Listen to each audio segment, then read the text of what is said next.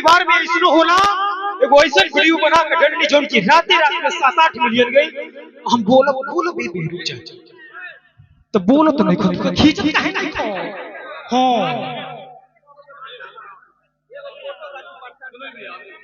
ये हमरा तो सही ना करबो हमरे के डटबो ए भगवान तू कहां ना कैमरा सही करत हो देखो बोलो हेलो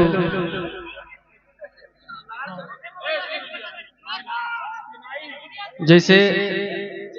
आई कब होला हमने के घर में कब हमने के परिवार में कि जब कोनो रिश्तेदार आवेला से अचानक कोनो काम हो जाला जैसे मेहरारू अपने घरे कोनो परिस्थिति में रहेली सो जब वो मेहरारू दूसरा के घरे जाने नु त 1000 गो लगेली से भावे पड़े भले अपने घरे जब आटा साने लिसो त पसेना टप टप चुवेला मगर उहे मेहरारूआ जब दूसरा के घरे जाले त कहेली अरे पापी पापी कितना गर्मी होता का होता घर लाइट नहीं का तू कोई देखब जी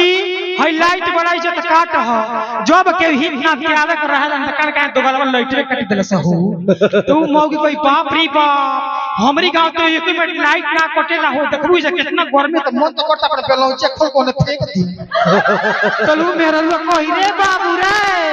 देखबू हो कर लूठा के तन को सुनाला ना रे तनी और लाइट वाला के तेरे फोन करबे देखबे मरी गइल कार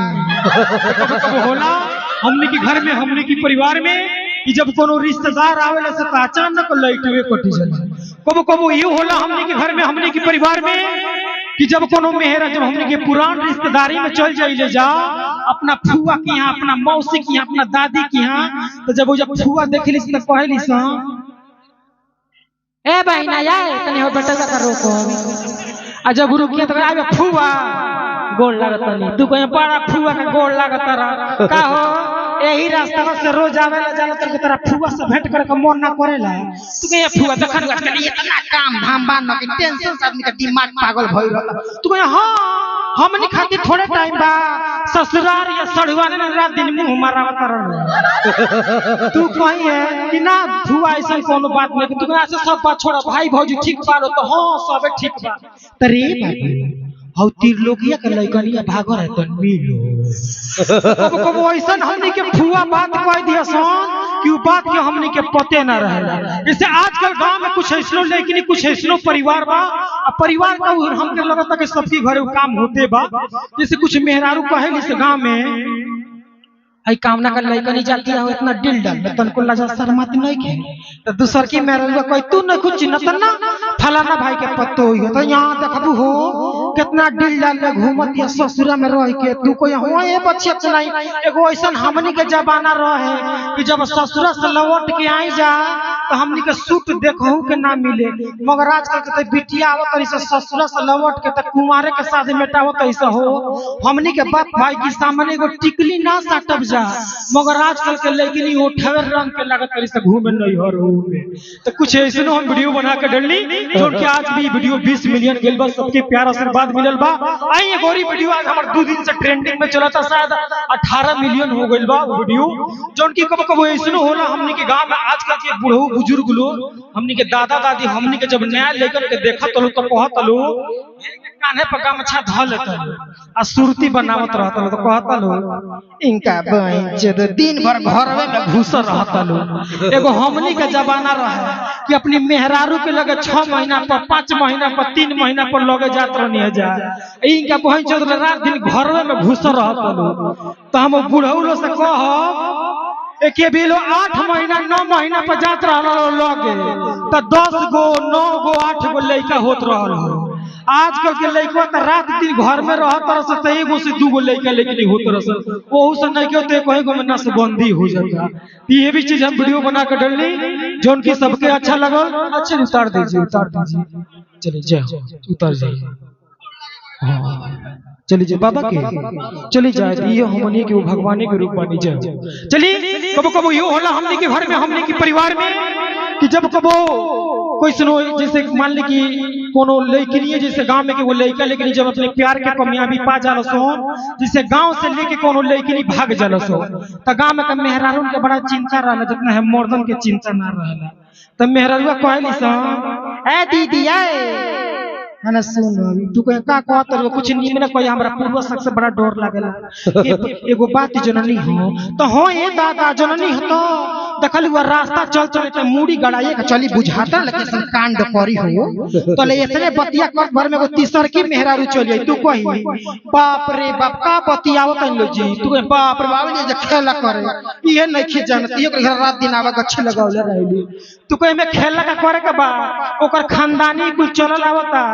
उहे कोइलस ओकर फुवा उहे कोइलस तो कुछ ऐसनो परिवार बा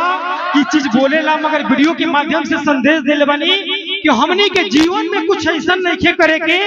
कि हमरा परिवार के ऊपर जिंदगी भर उंगली उठत रहे। हमनी के तो 2 सेकंड में कुछ गलती सही कह दहल जाए मगर हमरा परिवार के ऊपर जिंदगी भर उंगली उठियाई। एगो अंतिम एगोरी कॉमेडी बोलब जोन के हमरा इंस्टाग्राम पे 50 मिलियन से भी क्रॉस गइल बा। एगो स्विमिंग पूल वाला एगो जोन बनेले बनी वीडियो जोन के गांव में के जब कोनो मेहरारू जब शहर जाली सब तो अगल बगल के मेहरारू जैसे चिंता में पड़ जते कहां गोइल बड़ी बुढ़िया लौकत नई खी तो लौक जाई बुढ़िया तो कहली से काकी आ कहां गोर जी लौकत ना रहनी तू कहीं देखबू पतोहा फोन कहली न कि मैं आई रे का शहर घुमा दी शहर तो गोर नहीं हो तो कैसन शहर लागल ते पछिया एकदम जीवे उबिया करला होता का है तो ओई घर में खाई ओई घर में सूता ओई घर में होगो त यहां तो कोई मोर मार्केट में ना गोर नहीं ते पछिया के पतोहा ना यारक पार्क में लेके चल गईली आ वही यारकवा पार्कवा में पानी डाल दल बड़ा सा पोखरा निहर कोड़वा के दुका कहत रस हो वाटर पार्क। हाँ वाटर पार्क वही में बिटिया बेटवा बूढ़ सियान घरे नहीं घरे नहाता वही में बेलजी हमर पतो यू नहात रे कहतिया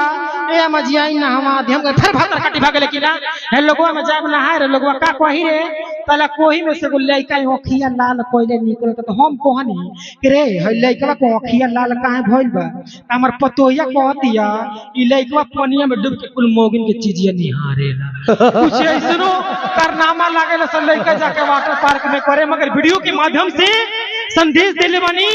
कि हमनी के जब हमनी के परिवार के केहू बेटा बेटी जाता नहाए तो आप लोग सेफ होके नहाइए क्योंकि आजकल सोशल मीडिया का देन है इंसान वायरल होने के लिए कुछ भी वीडियो बना के डाल दे रहा है। आजकल एगो वैसा बा हमनी के 20 साल पहले जब एगो मोबाइल देखने है तो मोबाइल हमनी के बाल्टी में गिर जाता रहे तो मोबाइल हमनी के खराब हो जाता रहे मगर आज वैज्ञानिक इतना आगे बा कि वाटर प्रूफ मोबाइल बना दिला बा 10 दिन नदियों में फेंक देबा तब मोबाइल खराब नहीं होके वाला ओहू में कैमरा चलत रहता तो हमनी के खुद देखले बानी जो ओकरी बादे वीडियो बना के डलनी आई हमरा बहुत कम टाइम बा हमनी के अब आपसे